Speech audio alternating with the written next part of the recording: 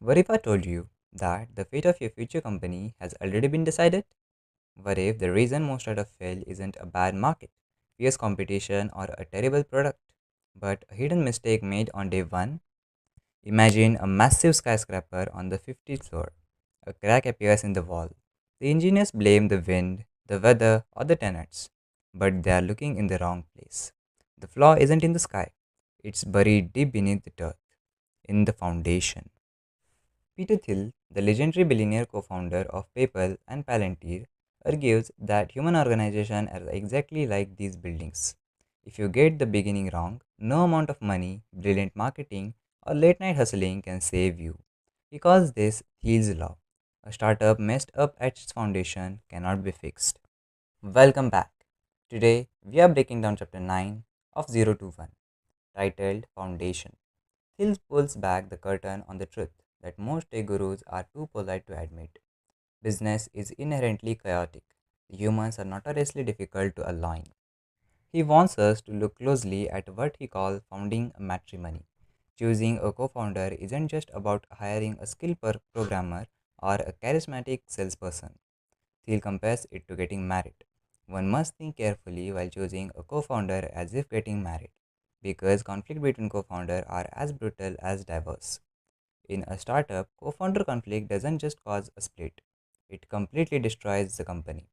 You must have shared free history, a deep understanding of each other's technical abilities, and mutual trust before the founding is poured. But let's look deeper. Why companies do actually tear themselves apart from the inside? Thiel breaks it down into structural vulnerability, a hidden conflict between the three distinct pillars that every entrepreneur must separate. First, ownership. Who legally owns the equity? This includes founders, employees, and investors. Second, possession. Who actually runs the company on a daily basis? These are managers and workers. And third, control. Who formally governs the company's affair? This is the board of directors. In a massive, slow-moving corporation, the war is usually between manager who possess company and millions of faceless shareholders who own it. But in startup, the danger is different. The real friction happens between ownership and control, specifically between founders who want to build long-term vision and investors on the board who might want a quick short-term exit. To prevent this internal sabotage, Thiel offers a radical, almost counterintuitive piece of advice. Keep your board small. A directing board should be no longer than 3 to 5 peoples. Why? Because the larger the board, the easier it is for communication to break down, and easier it is for an activist investor or a rich director to paralyze your entire vision. In a boardroom, less is always more. Now let's talk about the most suspicious element of corporate culture, compensation. Phil flips traditional business advice on its head with a shocking metric. He claims that a startup performs better the less it pays its CEO. Think about it. If a CEO is pulling in a massive cash salary of $300,000 a year, what are they incentivized to do? They are incentivized to maintain a status quo, to protect their paycheck, and to act like a bureaucrat. But a cash poor executive? They are forced to focus entirely on increasing the value of company's equity. Cash encourages people to extract value from the present. Equity forces them to invent the future. This brings us to Thiel's brutal lesson on equity distribution. Giving everyone an equal share sounds fair, but it's trap.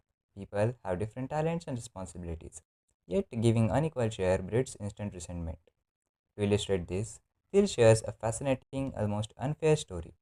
David Coe, a graffiti artist who painted the wall of Facebook's first office, chose to be paid in stocks rather than cash. Years later, that stock was worth $200 million. Meanwhile, an incredibly talented engineer who joined Facebook just a few years later might have made only a fraction of that. Because equity distribution is so volatile and emotionally charged, he leaves founders with a strict, secretive rule. Keep the details of who gets what entirely private. So, what is the ultimate lesson of this chapter?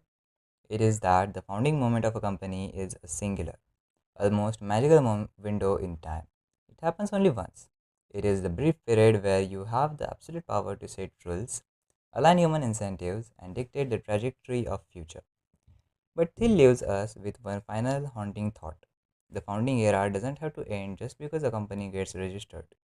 A company is technically founding as long as it is creating something entirely new, moving from zero to one. The exact moment a company stops innovating and shifts entirely to execution and maintenance, that is the moment founding truly ends. A successful business isn't built on luck or sudden pivot. It is built on a clear alignment and a strong strategic design right from the day one. If this chapter changed the way you think about success, competition, and life, do like and subscribe and be with the channel for next chapter and more powerful book summaries. Stay curious, stay unique.